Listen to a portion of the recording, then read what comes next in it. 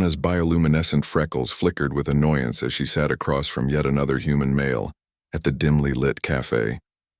The dating app had promised cross-species compatibility, but 3 dates in, she was ready to delete it permanently. Humans were complicated, too emotional, too unpredictable, too fragile. Leo seemed different at first glance. He was quiet, methodical, his dark eyes carefully studying the menu rather than staring at her violet skin like the others had. When he finally spoke, his voice was measured and calm. "I apologize if this is awkward," Leo said, setting down the menu. "I haven't done this in a while." Anna's antennae twitched, her species equivalent of a raised eyebrow. "How long is a while?" 4 years, he paused. "Since my wife died." The cafe suddenly felt too warm. Anna shifted in her seat, her 3-fingered hand gripping her glass of imported Zentari water. "I'm sorry. I didn't mean to pry." "You didn't." Leo smiled, but it didn't reach his eyes. "My daughter convinced me to try this. She said I needed to get back out there." He made air quotes with his fingers, and Anna noticed the calluses, working hands. Not the soft palms of the bureaucrats she usually encountered. The conversation limped along.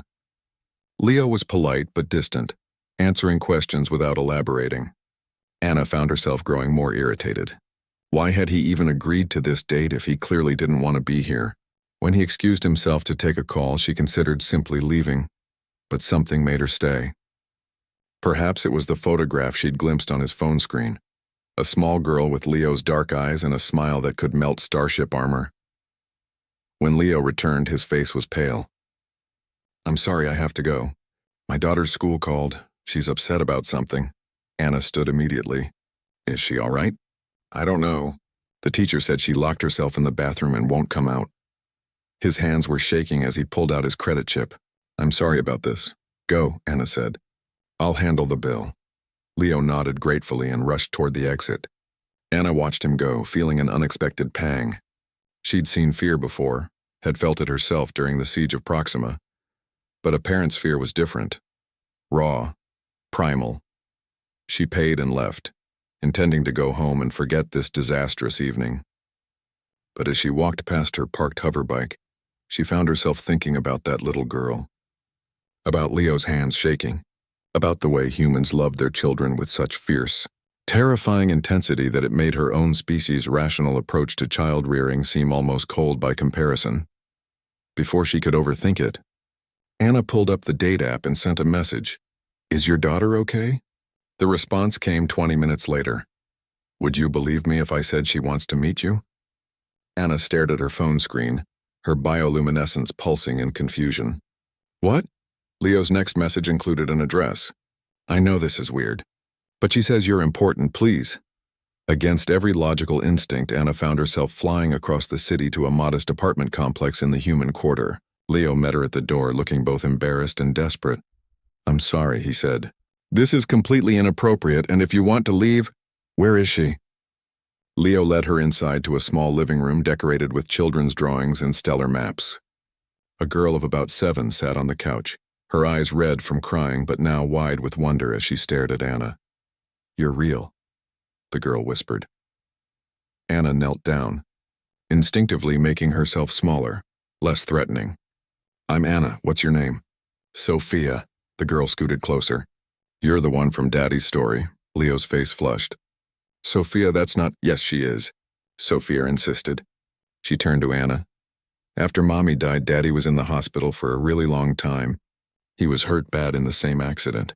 He says he doesn't remember much, but he told me once about a purple angel who stayed with him in the dark place and told him he had to live because I needed him."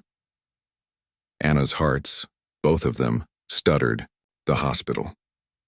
4 years ago, she remembered now. She'd been working as a translator at the human medical facility after the transport crash. There had been so many casualties. She'd stayed late into the night moving between beds, and there had been one man, barely conscious, who kept saying his daughter's name. Anna had held his hand and promised him he'd see his daughter again. She'd forgotten about it. Just another night in a long career of bridging species, of being the one who could speak all the languages, who could comfort the dying and encourage the living. But Leo hadn't forgotten. "I didn't think you were real," Leo said quietly, sitting beside his daughter. I thought I'd hallucinated you. The doctor said I was delirious for days. Sophia grabbed Anna's hand, so small, so warm, so achingly human. Daddy's been sad for so long.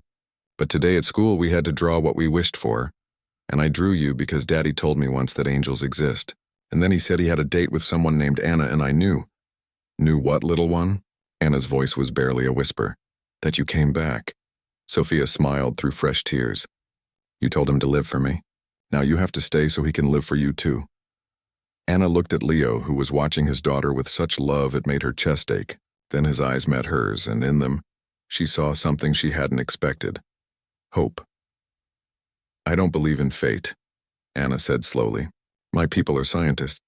We believe in probability and quantum mechanics, but, Leo asked. Anna's bioluminescence glowed warm and golden, the color of joy in her culture. But humans have taught us that sometimes the universe surprises even scientists. Sophia launched herself into Anna's arms, and for the first time in 4 years, Anna felt her own grief begin to heal. Grief she hadn't even known she'd been carrying for all the lives she couldn't save. Perhaps that was humanity's true gift to the galaxy. The reminder that love wasn't logical, but it was always worth the risk.